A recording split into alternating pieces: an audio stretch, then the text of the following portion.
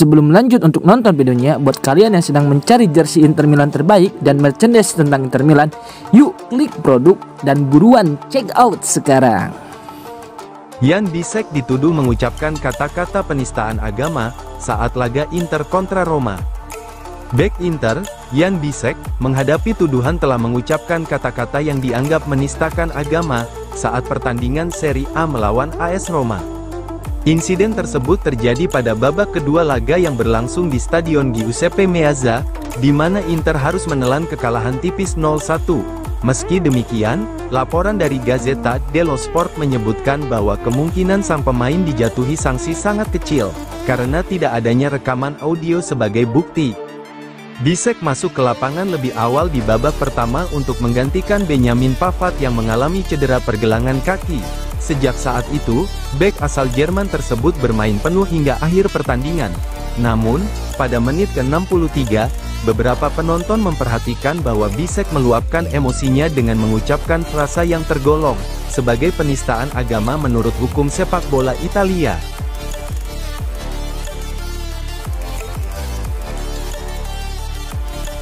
Inter akan tarik pulang Stankovic untuk menjadi wakil Calhanoglu yang baru. Inter percaya bahwa gelandang muda mereka, Aleksandar Stankovic, memiliki potensi untuk menjadi wakil Hakan Calhanoglu di skuad utama. Keyakinan ini muncul setelah perkembangan pesat yang ditunjukkan Stankovic selama masa pinjamannya di klub Swiss, FC Luzern, yang membuat Nerazzurri sangat terkesan. Menurut laporan Gazzetta dello Sport, Inter sangat senang dengan kemajuan yang telah dicapainya, bahkan menyebutnya sebagai calon pemain yang bisa berperan besar di tim utama di masa depan. Stankovic, yang berusia 19 tahun, telah menjalani musim yang luar biasa di Liga Super Swiss bersama Luzern. Penampilannya yang mengesankan membuatnya dijagokan untuk meraih penghargaan pemain gelandang terbaik Liga Super Swiss musim ini. Luzern memiliki opsi untuk membeli Stankovic dengan harga 1,5 juta euro. Namun Inter juga memiliki klausul pembelian kembali, yang memungkinkan mereka untuk memulangkan sang pemain kapan saja jika diperlukan.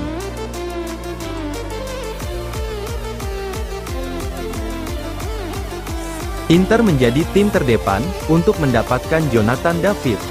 Inter semakin intensif dalam usahanya merekrut striker Lille, Jonathan David, di tengah persaingan ketat dengan Liverpool dan 3 klub Liga Inggris lainnya. Penyerang asal Kanada berusia 25 tahun ini dipastikan akan meninggalkan Lille musim panas ini setelah kontraknya berakhir, dan akan tersedia dengan status bebas transfer, menjadikannya target menarik bagi banyak klub besar Eropa. David tampil impresif musim ini dengan mencetak 25 gol dalam 46 pertandingan di semua kompetisi bersama Lille. Performanya konsisten dalam beberapa musim terakhir di Liga Prancis. Menurut laporan Tim Talk, Inter telah mengajukan tawaran kontrak kepada perwakilan David sejak awal Maret. Tawaran tersebut berupa kontrak 5 tahun dengan gaji pokok sekitar 4,5 juta euro per musim, ditambah bonus yang membuat totalnya mencapai 6 juta euro per musim. Negosiasi mengenai komisi agen dan detail lainnya disebut sedang dalam tahap akhir.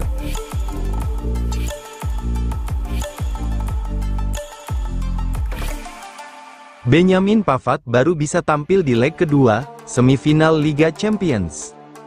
Inter akan menjalani leg pertama semifinal Liga Champions melawan Barcelona tanpa kehadiran Benjamin Pavard. Bek asal Prancis itu dipastikan absen karena cedera pergelangan kaki yang didapat saat laga melawan Roma akhir pekan lalu, seperti dilaporkan Corriere dello Sport. Pavard harus ditarik keluar lebih awal dalam kekalahan di Giuseppe Meazza dan tidak akan ikut rombongan tim yang berangkat ke Spanyol. Sebagai gantinya, Jan Bisek diprediksi akan kembali dipercaya Simone Inzaghi untuk mengisi lini belakang di Stade Olympique Louis Campines. Laporan dari Gazzetta dello Sport, Pavard baru bisa kembali bermain di leg kedua semifinal Liga Champions saat Inter menjamu Barcelona di Giuseppe Meazza.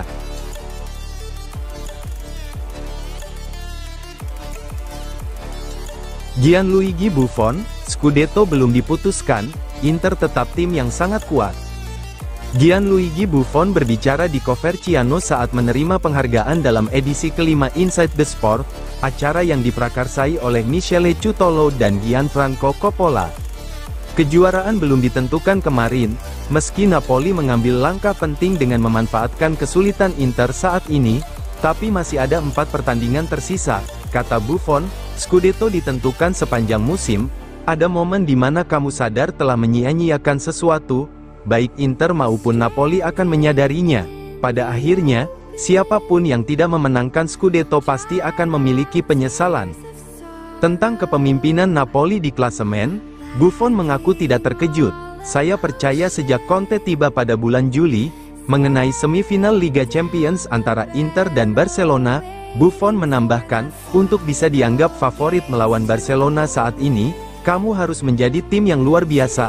Hanya untuk bisa bersaing saja sudah menunjukkan bahwa Inter adalah tim yang benar-benar kuat.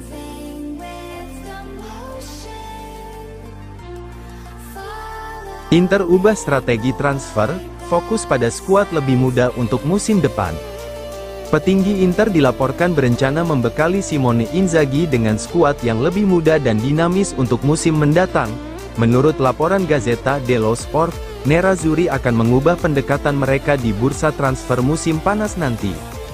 Pada musim panas lalu, hanya Josep Martinez, Mehdi Taremi, dan Piotr Zielinski yang direkrut oleh juara bertahan Serie A tersebut. Namun dua nama terakhir dinilai gagal memberikan dampak signifikan. Bahkan Inter disebut telah mempertimbangkan untuk melepas striker asal Iran tersebut. CEO klub, BP Marotta, dikabarkan siap melakukan perombakan skuad dalam beberapa bulan ke depan. Meski sempat mengusung ambisi besar di akhir musim, Inter kini terancam menutup musim tanpa satupun trofi. Penurunan performa disebabkan oleh kelelahan dan tingginya rata-rata usia skuad, yang terbukti menjadi hambatan di fase krusial kompetisi.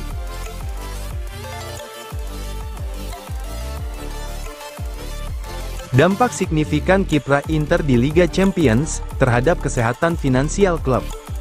Pakar keuangan olahraga Marco Bellinazzo dari Il Sole 24 Ore menyoroti bagaimana kiprah Inter di Liga Champions memberikan dampak signifikan terhadap kesehatan finansial klub. Meski kondisi olahraga tidak ideal, situasi ekonomi Nerazzurri justru membaik drastis. Setelah mengalami kerugian hingga total 573 juta euro antara 2019 dan 2023, Inter kini mencatat rekor pendapatan sebesar 473 juta euro untuk musim 2023, dengan defisit hanya 36 juta euro, pemasukan dari Liga Champions yang telah menembus 100 juta euro, serta potensi tambahan lebih dari 40 juta euro, bisa membuat laporan keuangan 2024 mencapai titik impas bahkan surplus. Namun, Oaktree Capital, pemilik kendali klub berharap profit ini dapat berlanjut demi mengatasi nilai ekuitas negatif sebesar 66 juta euro per tanggal 30 Juni tahun 2024. Inter sebelumnya telah memanfaatkan kebijakan pemerintah Italia yang mengizinkan penundaan pencatatan kerugian akibat pandemi hingga 5 tahun. Dengan demikian, Oaktree dapat menghindari suntikan modal tambahan. Klub juga menargetkan efisiensi belanja, dengan biaya produksi pada 2024 mencapai 464,5 juta euro, gaji pemain tetap sekitar 196 juta euro, dan amortisasi transfer turun dari 90 juta euro menjadi 75 juta euro. Dua komponen ini diproyeksikan harus terus ditekan.